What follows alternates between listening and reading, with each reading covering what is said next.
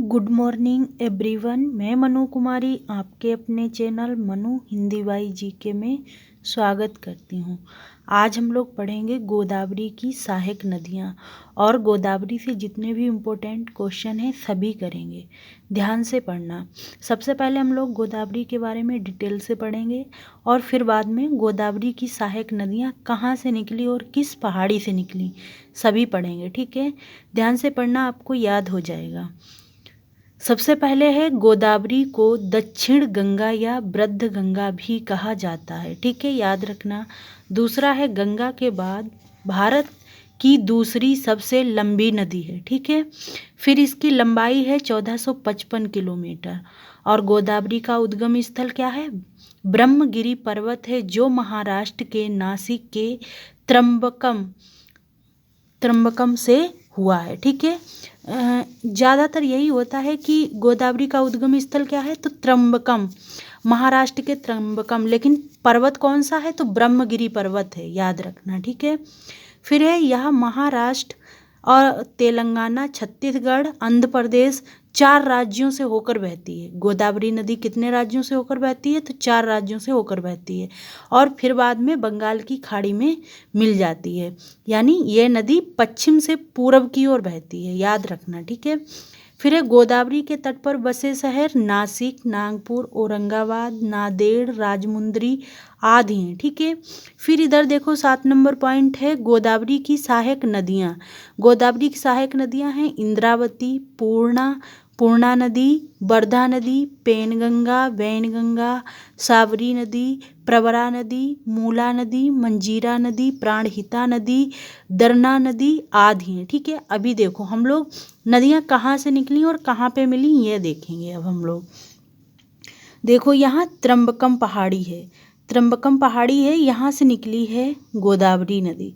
और फिर देखो आगे, यहाँ नासिक तक पहुँची है गोदावरी नदी में। नासिक में दरना नदी आकर मिली है।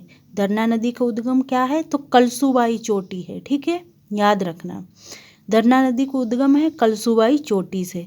फिर इधर देखो नीचे है प्रवरा नदी। प्रवरा नदी का उद्गम, प्रवरा नदी में देखो मूला नदी दोनों मिल गई, तो यहाँ पे प्रवरा और मूला नदी दोनों का बन गया प्रवरा संगम बन गया। ठीक है, फिर देखो इधर से आई है मंजीरा नदी। किस तरह, देखो बालाघाट पहाड़ियों से निकली है अहमदनगर से। और देखो यहाँ से जाते हुए यहाँ देखो मंजीरा नदी यहाँ पे मिली है। ठीक है, याद रखना।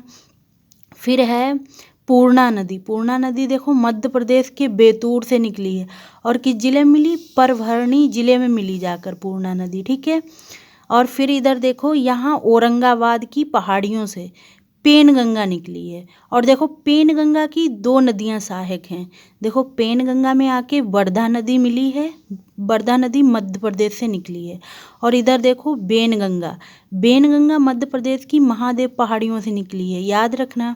और देखो यहाँ पे मिलने के बाद में जब वर्धा और बेनगंगा उसमें मिली पेनगंगा में, तो इस नदी का नाम चेंज हो गया, तब हो गई ये यहाँ से प्राणहिता नदी बन गई। ठीक है, देखो पेनगंगा, वर्धा नदी, बेनगंगा तीनों नदियाँ मिलकर कौन सी नदी बनी, तो प्राणहिता नदी बनी है। ठीक है, याद रखना।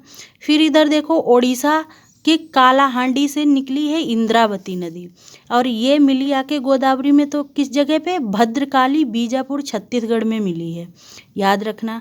फिर देखो लास्ट नदी है साबरी नदी। साबरी नदी ओडिशा से निकल के आई, कोनवरम में मिली है ये, आंध्र प्रदेश में, याद रखना। ठीक है, और फिर देखो गोदावरी नदी, यहाँ पे ये सभी नदियाँ मिलने के बाद में गोदावरी नदी 2 भागों में बट जाती है। 2 भागों में बटी हुई ये बंगाल की खाड़ी में चली जाती है। देखो पहला भाग गौतमी गोदावरी बन गया और दूसरा भाग वशिष्ठ गोदावरी बन गया। और यहाँ ये दोनों भाग बंगाल की खाड़ी में जाकर मिल जाते हैं। ठीक है, याद रखना। देखो यहाँ से अपने आप में भी क्वेश्चन एक एक बनता है।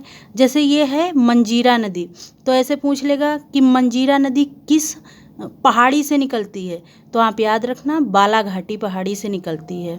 ठीक है, और इधर देखो, दरना नदी किस पहाड़ी से निकलती है, तो कलसुबाई चोटी इसकी है, ठीक है, याद रखना। और जैसे पूड़ा नदी कहाँ से बहती है, तो पूड़ा नदी मध्य प्रदेश के बैतूल से निकलती है, ये भी याद रखना। औरंगाबाद की देखो पहाड़ियों से पेनगंगा का उद्गम हुआ।